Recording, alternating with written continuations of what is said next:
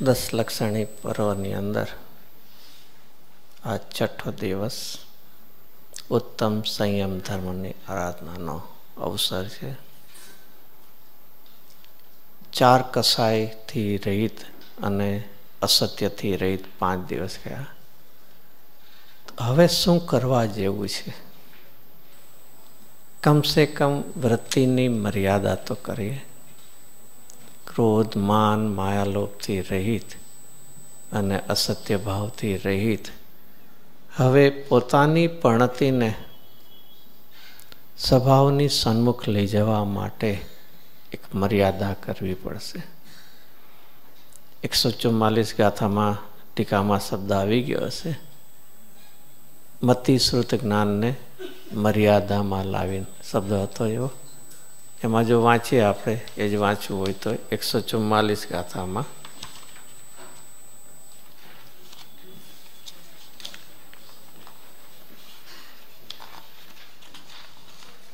એક 229 પાનું છે.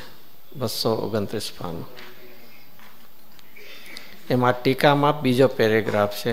પ્રથમ મળ્યું પેલું 229 પાને, એમાં ટીકાનો બીજો પેરેગ્રાફ.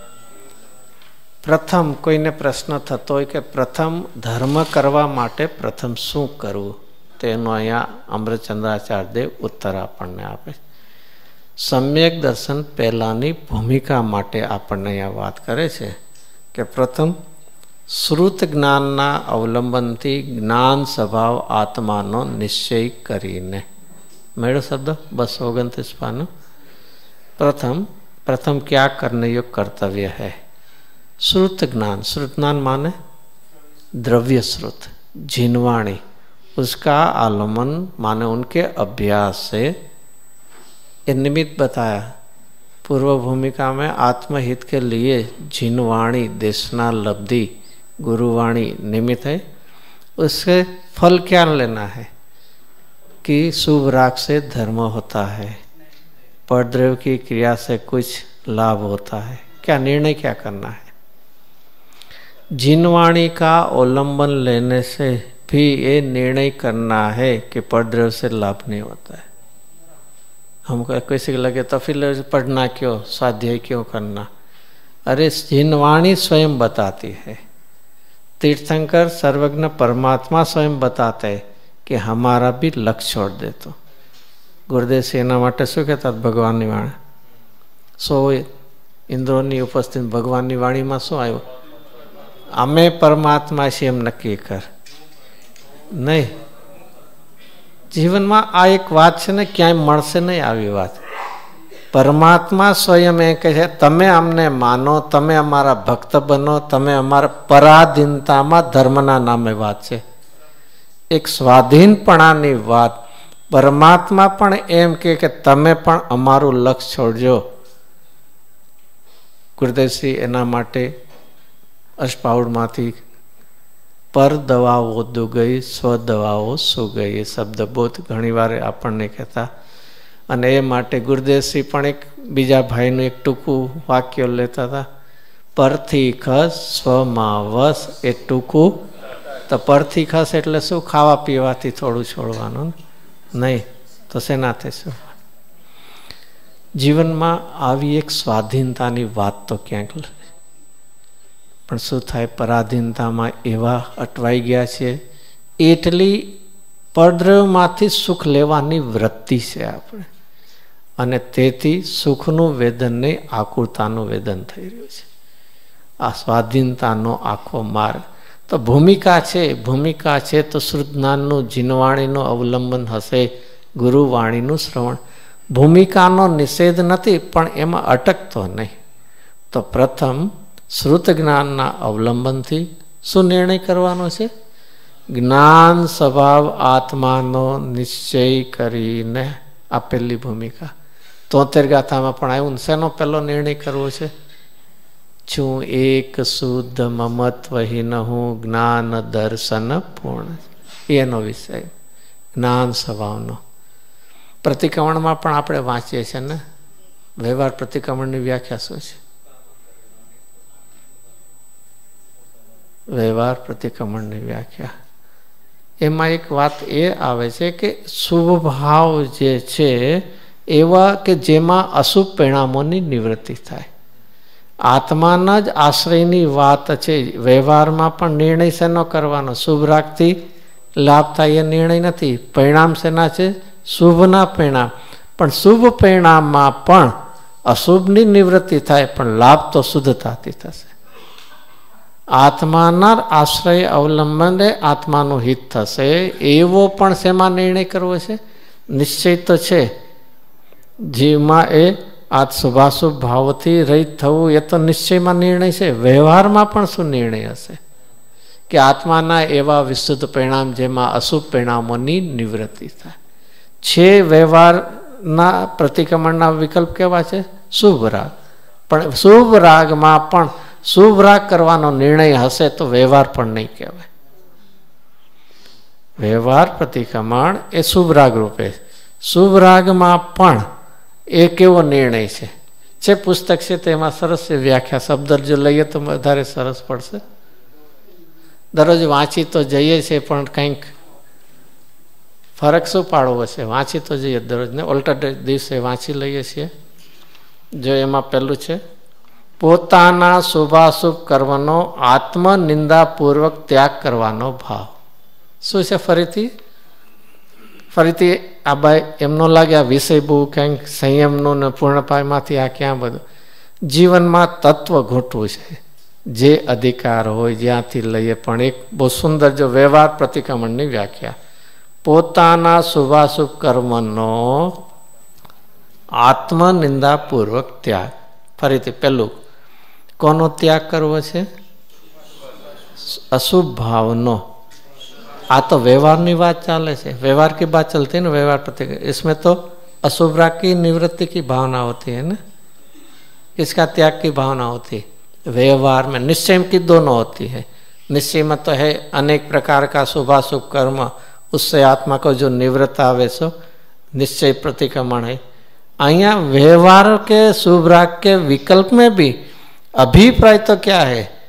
दोनों को शुभाशुभ कर्म आत्मनिंदा. आत्मनिंदा माने दूसरे की निंदा नहीं. हम तो दूसरे की निंदा में रहे. यहाँ के मैंने कुछ इसमें गलत किया है. शुभाशुभ होना वो मेरा स्वभाव नहीं है. इसमें तो मेरे स्वभाव की हानि है. वही तो पुण्य पाप में सिखाना है कि दोनों कैसा है? बंध के कारण. एक अच्छा बंध का कारण है और एक बुरा बंध का कारण है. पुण्य है वो कैसे बंध के कारण है? अच्छे बंध के कारण. और पाप भाव किसके कारण है? बुरे बंध के नहीं. तो दोनों किसके है? इसलिए तो दिया है अविशेष रूप से बांधे हैं. तो यहाँ व्यवहार में भी अपने में कि ये दोनों शुभ हो या अशुभ भाव, दोनों क्या है? दोष है, अपराध है, आत्मा की स्वभाव को घात करने वाला विभाव है. तो ऐसे शुभाशुभ कर्म का आत्मनिंदा पूर्वक त्याग करने का भाव वो स्वयं क्या है? विशुद्ध परिणाम, शुभ भाव. आत्मा के ऐसे विशुद्ध विशुद्ध परिणाम में भी विशुद्ध परिणाम माने शुभ भाव का त्याग की भावना होनी चाहिए. नहीं तो उसको व्यवहार भी कहने में कहीं व्यवहार का पक्ष में, शुभ राग का पक्ष में ये शुभ व्यवहार भी नहीं है. वहां तो पूरा अज्ञान है, मिथ्यात्व है, जिसमें अशुभ परिणामों की निवृत्ति होती. अशुभ की निवृत्ति है लेकिन त्याग करने युक्त तो दोनों है, ऐसी भावना होनी ये चाहिए. तो यहाँ फिर से हमारे जो विषय लेना था ये अपना 229 पाना ऊपर प्रथम श्रुत ज्ञान अवलंबन थी. फरीथी कोनु अवलंबन? जीनवाणी. श्रुत ज्ञान એટલે અહીંયા દ્રવ્ય શ્રુત. પણ એનું અવલંબન લઈને પણ નક્કી શું કરવું છે? કે મને પરદ્રવ્યથી લાભ થવાનો છે, શાસ્ત્રથી લાભ થવાનો છે, દેવશાસ્ત્ર કોઈથી. એટલું તો નિર્ણયની ભૂમિકામાં પેલા કાર્ય થવું જોઈએ. તો એ કોનો પછી નિર્ણય કરવો છે? શ્રુતનો અભ્યાસ કરીને 5 મેરુ, નંદીશ્વર, પછી 3 લોકની રચના, બધો નિર્ણય કરવો છે ને. કમ સે કમ કેટલો નિર્ણય કરવો છે?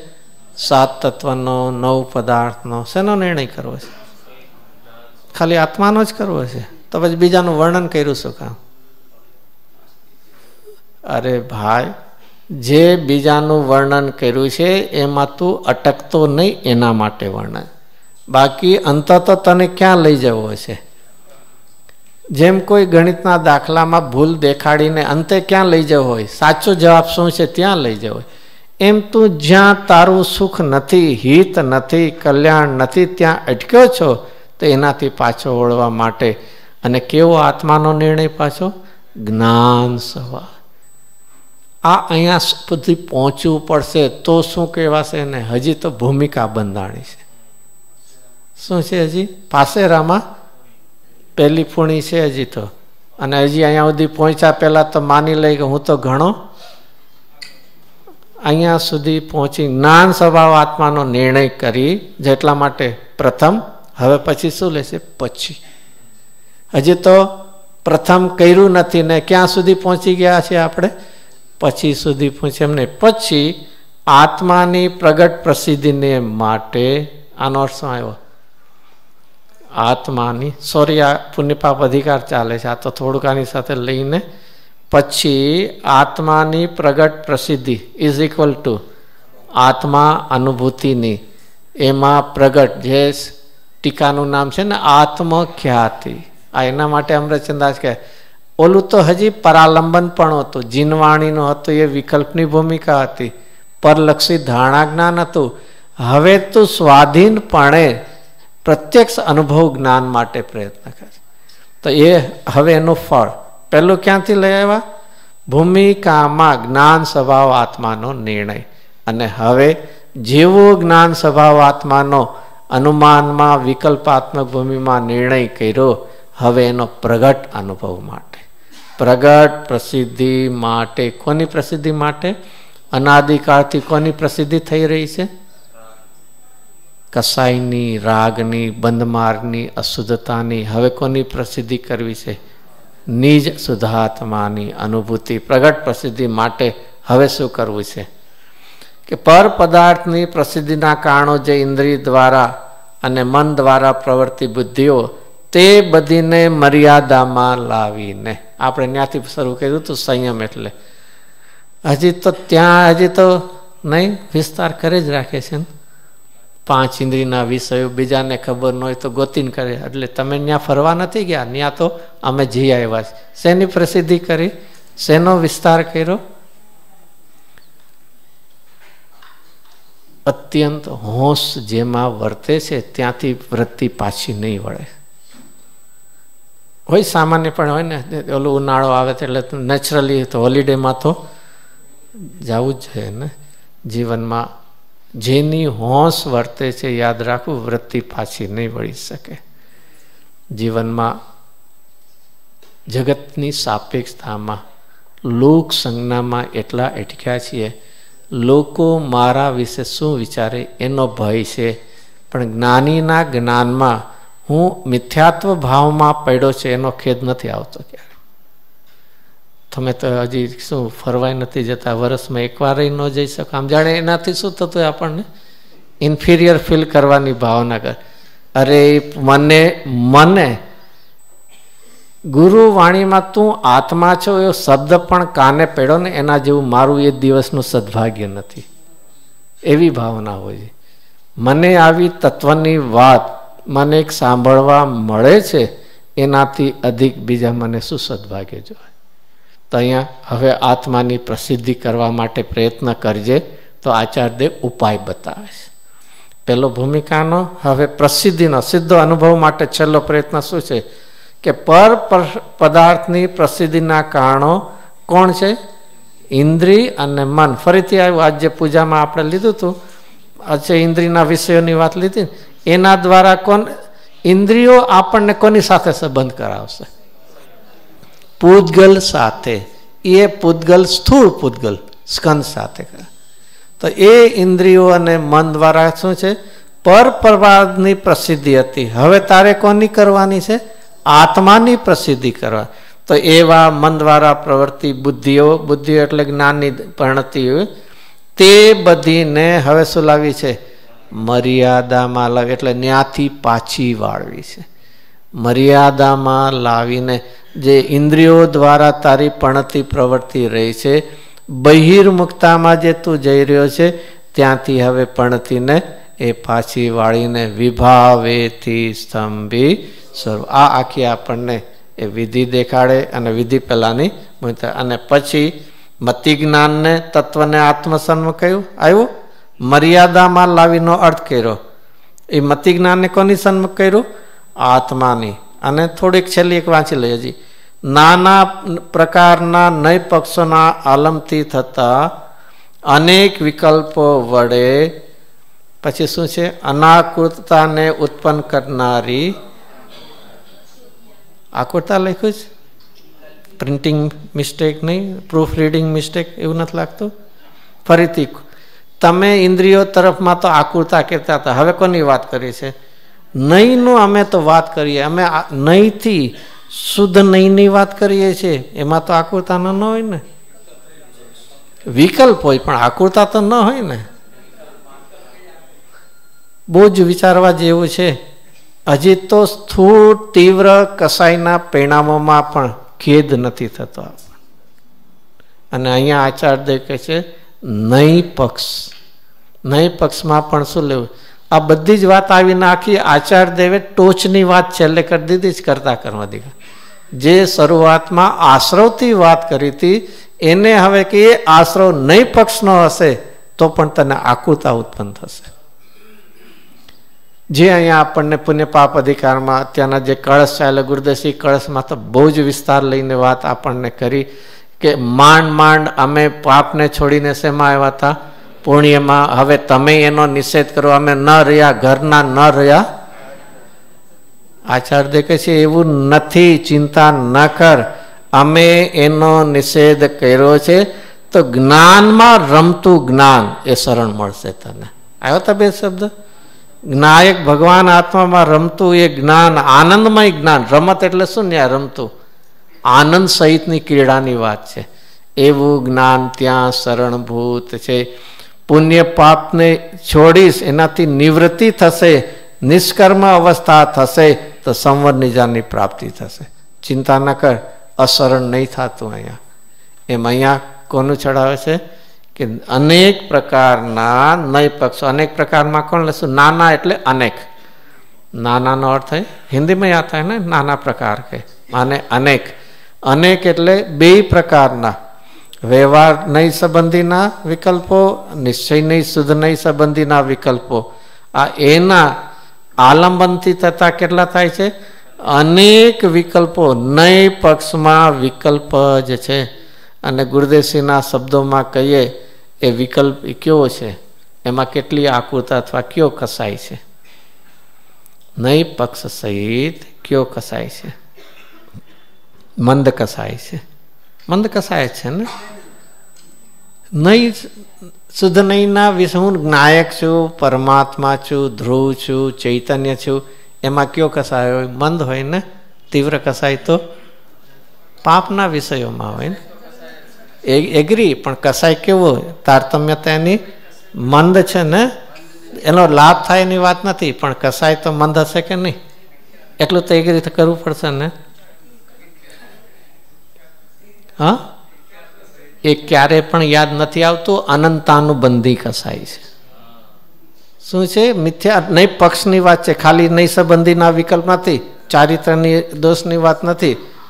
અને ગુરુદેવસિંહે પ્રવચનમાં લીધી છે. આપણને ક્યાંય એ વિચારણા નથી આવતી. અને તો નિયમ છે કે નહીં? મિથ્યાત્વ સહિતના કસાયનું નામ શું હોય? જીવનમાં અહીંયા સુધી જૈન દર્શન લાવીને હવે તો નિર્ભય થઈને વિકલ્પ નહીં પક્ષના વિકલ્પ છોડીને અનુભવમાં કેમ નથી આવતો? આ છેલ્લી જેને કઈ શિખામણ આચાર્યદેવ કે હવે અહીંયા સુધી તું પહોંચો, આવા વિકલ્પમાં તને શું લાગવું જોઈએ? ખટક, ખેદ લાગવી જોઈએ કે શું મને મારો અનુભવ ન થાય? આશ્ચર્ય ન લાગે? જેમ કોઈને પોતાના ઘરમાં જવું હોય ત્યારે ટાઈમ જોઈને જઈએ ને. અત્યારના ઓડ ટાઈમમાં ન જવાય ને. अपने घर में कभी कभी नहीं ऐसी सोच आती होगी ना, नहीं इतना लेट नहीं जाना. क्या होता है वहाँ घर पे जाना है तो क्या ખરી રીતે પોતે ચૈતન્યમાં પોતાપણું સ્થાપ્યું જ નથી, અને એટલે વિકલ્પોમાં એકાકાર થઈને રહીએ છીએ. આપણે હું કોણ છું એ પ્રશ્નનો ઉત્તર આપણને મળ્યો છે કે નથી મળ્યો? મળ્યો તો છે. ક્યાંક તો હું પણ માનીને બેઠા છીએ, પણ જે સાચું અસ્તિત્વ છે ત્યાં આપણે હું પણ સ્થાપ્યું નથી.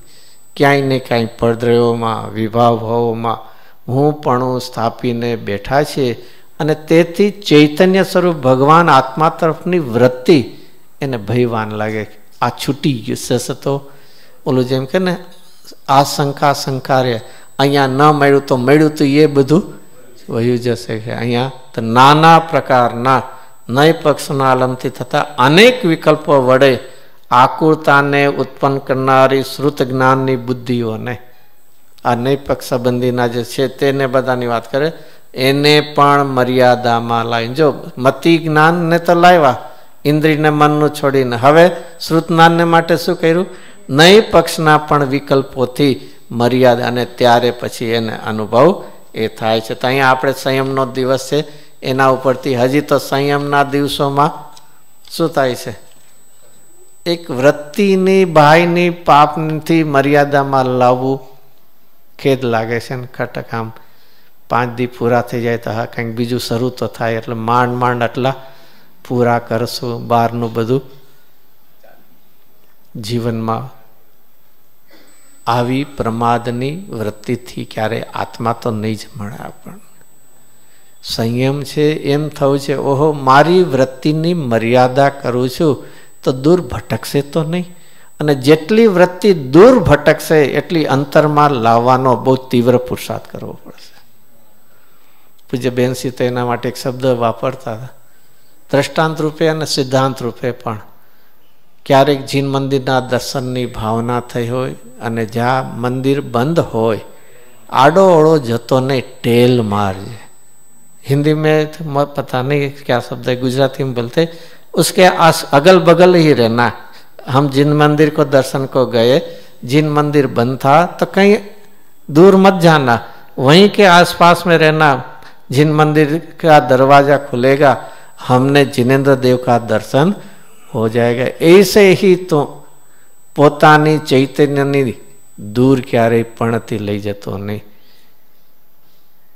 પ્રત્યક્ષ દર્શન નથી થયા પણ અનુમાનમાં પણ તારી ભાવનામાં પણ એ નિરંતર ચૈતન્યની અધિકતા મહિમા રહેવી જોઈએ. તો એ પણતીની મર્યાદા કરજે.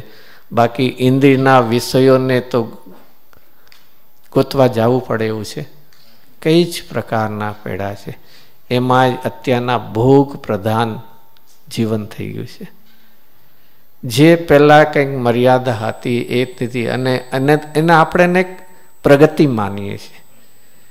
જે ભાઈના ઇન્દ્રિય વિષયો નવા નવા બને છે એને શું માનીએ છીએ? પ્રગતિ. પણ પહેલાં નહોતું, હમણાં તો અત્યારના માટકાનું પાણી પીવું પડતું, અત્યારના તો અમારે તો જેવું જોઈએ એવું નહીં. કેટલા 2 ડોર્સ ને 4 ડોર્સ ને કંઈક બધા ઘણા વધી ગયા છે. બધું શું દેખાડે છે? તૃષ્ણાની વૃત્તિઓ વધતી જાય, પર સન્મુખતાની વૃત્તિઓ વધતી જાય છે. જીવનમાં સંયમિત લૌકિકપણાની પણ સંયમિત જીવનની એ ક્યાં છે? ત્યાં તો અહીંયા અલૌકિકપણાની જે આપણે સામાયિકને બધાની વાત છે ને, છેદોસ્થાપનાને, એ તો અંતરંગની પણતેની વાત તો જુદી છે. તો એક સંયમ ધર્મની આરાધનાના અવસરે ફરી ફરીને બહિર્મુક્તાની પણતીની મર્યાદા લાવીને કમસે કમ મને મારા ચૈતન્ય ભગવાન આત્માનું વિસ્મરણ પણ ન થાય. સ્વભાવનું વિસ્મરણ, વિભાવનું સ્મરણ, એનું નામ છે ભાવમરણ, અને એનાથી થાય છે ચતુર્ગતિ પરિભ્રમણ. સ્વભાવને શું છે આપણે ભૂલી ગયા, વિસ્મરણ ભૂલી ગયા છે. વિભાવોનું શું કરીએ? વિભાવ સંયોગો જે કંઈ લો એનું શું કરી રહ્યા છે? નિરંતર સ્મરણ કરી રહ્યા છે. એનું નામ જ શું છે? ભાવ મરણ છે. અને એનાથી 4 ગતિ પરિભ્રમણ એ થઈ રહ્યું છે. તો એ વિષય ગુરુદેવજીએ લીધો આપણને. અહીંયા ક્રોધ, માન, માયા, લોભ અને અસત્યથી છૂટીને હવે તારું જીવન કેવું બનાવજે કે પ્રમાદથી રહિત, એ સંયમય જીવન બનાવજે. ક્યારે પણ એના પછીના જે છે તપ, ત્યાગ, આખી એ બધા કેવા છે? ઈચ્છાઓની મર્યાદા એ તપ છે. અને ત્યાગ કોને કહેવાય? કે કોઈ જ્યાં મારાપણાનો ભાવ જ છૂટતો જાય છે, મમત્વનો ત્યાગ. અને મમતાનો ત્યાગ હશે તો એ પરિગ્રહનું ગ્રહણ નહીં થાય, એનું નામ આકિંચન. અહીંયા પણતીને મર્યાદિત કરી તો ઈચ્છાઓ કેવી થશે? ઓછી. તો એનું નામ શું છે? ઈચ્છા નિરોધ તપ છે. અને ઈચ્છાનું જો ઓછું થયું તો વસ્તુઓનો શું છે? એનું મમત્વ છૂટ્યા વગર, ઈચ્છાના જે વિષયો છે એનું મમત્વ છૂટ્યા વગર રહેશે નહીં. અને વિષયો છૂટશે તો અપરિગ્રહપણું થશે. અને છેલ્લે એ બ્રહ્મચર્યનું જીવનમાં આચાર્યોએ આવી આરાધના માટેના પણ દિવસોમાં આપણને કંઈક બોધ આપ્યો છે. તારું અંતર્બાહ્ય જીવન કેવું હોવું જોઈએ. અહીંયા આપણે હવે પુનઃ પાપ અધિકાર ઉપર પાછા આવી જઈએ.